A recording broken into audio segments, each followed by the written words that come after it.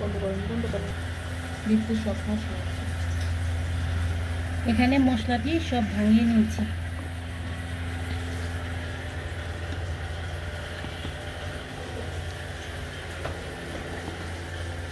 আচ্ছা,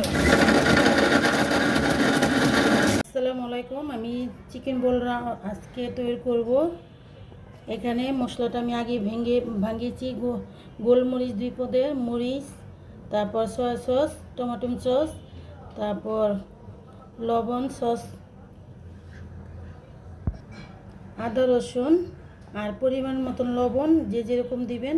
আদা রসুন আমি ভাঙিয়ে ফেলেছি। এখন আমি এটা মাখবো। আর লাগবে আমার লেবু। ঘরোয়া পদ্ধতিতে আমি চিকেন বোলটা বানাবো। আমরা এভাবে বানিয়ে খাই।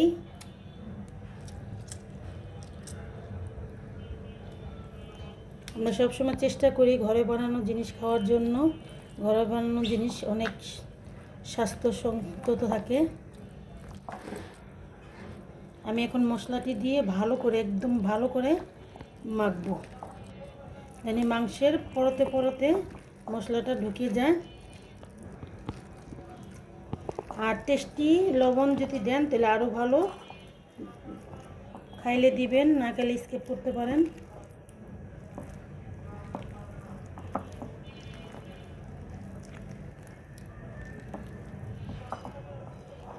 একবার দোকানের মতন হবে এই বোলটা। আমি সবসময় চেষ্টা করি হাতে বানানো। আর সামান্য একটু ময়দা দিব আঠার জন্য, জানি বোলটা সুন্দরভাবে বসে। সামান্য, বেশি না। আটা, সাদা আটাটা দেওয়ার চেষ্টা করবে, লাল না, সাদাটা। সাদাটা দিলে বোলটা সুন্দর হয়। আমি দিব না, বালি দিব না, আজকে আটা দিয়ে ময়দা দিয়ে বানাবো।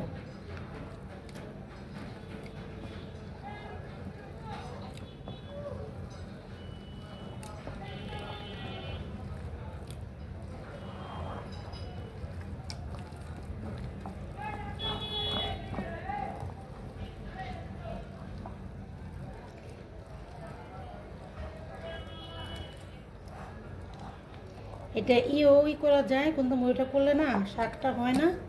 আর এভাবে মাখলে না স্বাদটা বেশি ভালো হয়।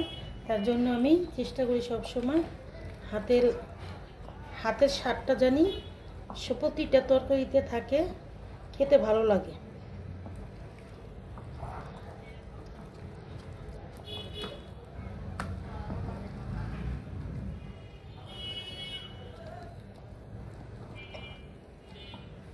দেন মাখানোর পরে কত সুন্দর দেখা যাচ্ছে।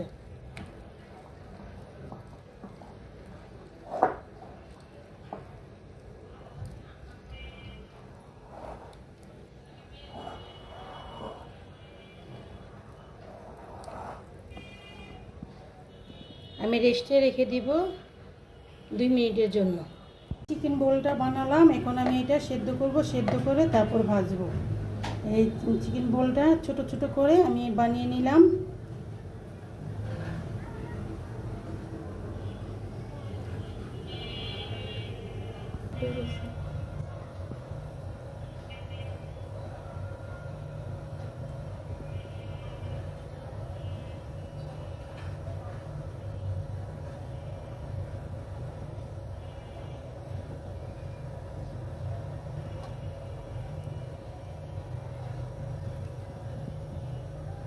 এই বোলটা আমি সেদ্ধ করব, সেদ্ধ করে তারপর ভাজবো।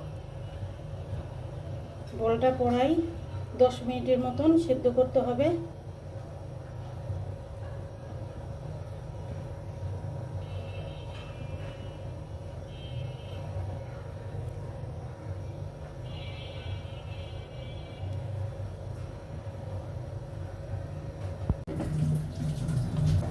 এই যে আমার বোলটা একদম দোকানের মতন অনেক সুন্দর হয়েছে। আর দেখেন, একটা বলও ভাঙিনি। এভাবে পদ্ধতিতে বানালে একটা বলও ভাঙবেন আপনি। আর আপনারা চাইলে এটা ফ্রিজে ভরে রাখতে পারেন। বাচ্চারা যখন চায় একটা 4-5টা করে ভেজে দিতে পারবেন। একটা বলও ভাঙিনি আমার। এটা আমি আরও 5 মিনিটের মতন সেদ্ধ করব।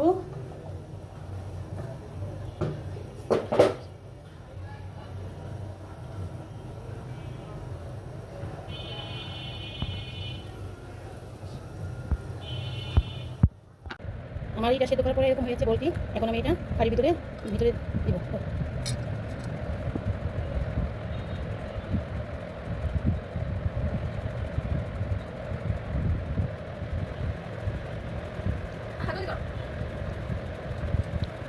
এরকম করে আমি সবটি বানাবো। চাইলে আপনারা এটা ফ্রিজে রেখে দিতে পারেন। ফ্রিজে রেখে যখন মন চায় ভেজে খেতে পারবেন।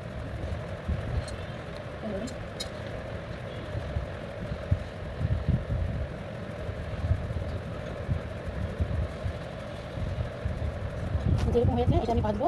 আমি সবটি করে নিই, তারপর ভাজবো।